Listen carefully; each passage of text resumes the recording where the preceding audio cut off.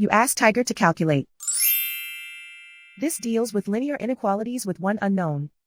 The final result is x equal or greater than 46 over 15 equal or greater than 31 over 15. Let's solve it step by step. Swap sides.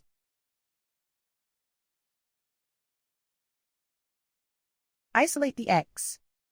Multiply both sides by inverse fraction 2 over 15.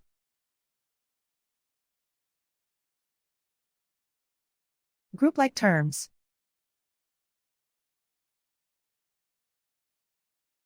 Multiply the coefficients.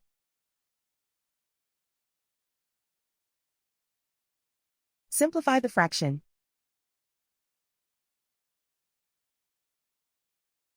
Multiply the fractions.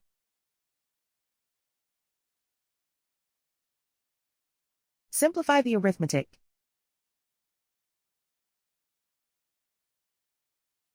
Plot the solution on a coordinate grid.